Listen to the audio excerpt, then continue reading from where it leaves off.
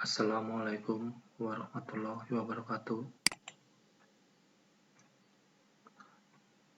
Selamat malam. Perkenalkan, nama saya Anjar Mukti Dilijanto, mahasiswa program studi Teknik Sipil kelas B, Fakultas Teknik dan Ilmu Komputer, Universitas Sains Al-Quran. Pada kesempatan kali ini, saya akan membawakan sebuah ringkasan tentang mata kuliah rekayasa lingkungan yang diampu oleh Bapak Nasiin Fakih STMT dengan judul Jaringan Perpipaan dan Sanitasinya.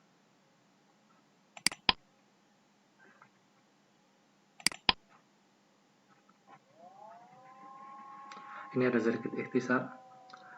Bangunan gedung pada umumnya dipergunakan oleh manusia untuk melakukan kegiatannya. Supaya bangunan gedung bisa dihuni dan dipakai manusia, maka perlu ada prasarana bangunan lainnya atau utilitas bangunan. Utilitas bangunan diperlukan untuk memberi rasa nyaman, aman, dan sehat bagi penghuninya. Utilitas yang dimaksud di sini yaitu mengenai plumbing.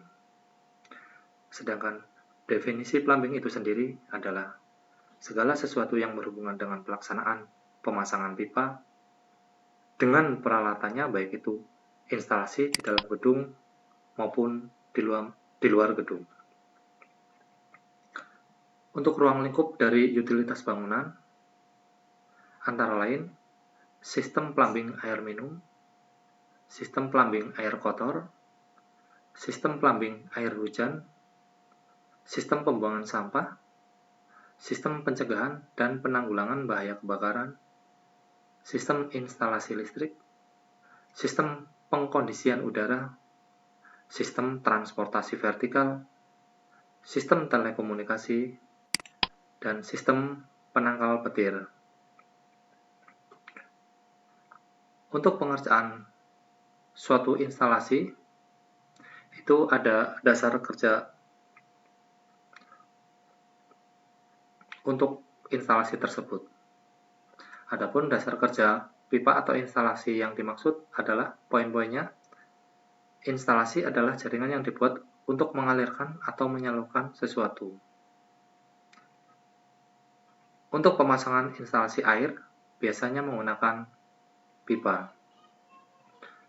Adapun untuk jenis-jenis pipa, antara lain ada pipa PVC, pipa baja galvanis, ada pipa beton, dan ada pipa asbes.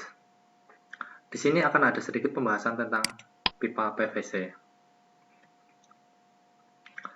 Pengertian pipa PVC sendiri itu adalah polyvinyl chloride, yaitu sebuah pipa yang terbuat dari plastik dan beberapa kombinasi vinil lainnya. Memiliki sifat yang tahan lama dan tidak gampang rusak. Pipa PVC tidak berkarat atau membusuk, karenanya pipa ini paling sering digunakan dalam sistem irigasi dan pelindung kabel. Di Indonesia, standar ukuran yang dipakai untuk sistem perairan rumah tangga atau lainnya adalah standar JIS atau Japanese Industrial Standard, sedangkan untuk PDAM biasanya menggunakan Standar Nasional Indonesia atau SNI. Adapun keistimewaan pipa PVC antara lain ringan, mudah dalam pengerjaan, harga lebih murah, dan tahan lama. Hal-hal yang harus diperhatikan dalam pemasangan sebuah instalasi plumbing yaitu dari segi bahan, poinnya meliputi pemilihan bahan pipa untuk instalasi plumbing disesuaikan dengan jenis air yang mengalir. Kemudian, pipa harus memenuhi standar yang berlaku, misal SNI, SII, JIS, atau JWWA. Terus ada bahan pipa dan standar untuk pemakaian tertentu, misalnya air dingin, air panas, air buangan, dan fan. Yang harus diperhatikan lagi antara lain sambungan atau fitting dan perlengkapan berfungsi untuk menyambung dua pipa. Kemudian valve atau katup. Syarat-syarat bahan plumbing yaitu tidak menimbulkan bahaya kesehatan, tidak menimbulkan gangguan suara, tidak menimbulkan gangguan radiasi, tidak merusak perlengkapan bangunan. Ini ada sebuah gambar skema pemasangan peralatan plumbing. Ada yang terkoneksi ke saluran drainase gedung yang langsung menyambung ke riol atau ke sistem sumuran yang terpisah ini pada gambar 1.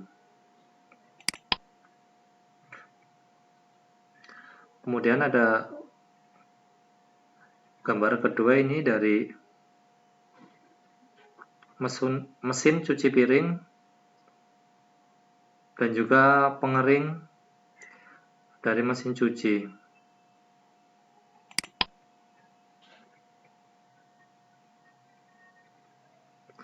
Terus ada sebuah cabang ke saluran drainase gedung ini bisa kita lihat pada gambar yang ketiga.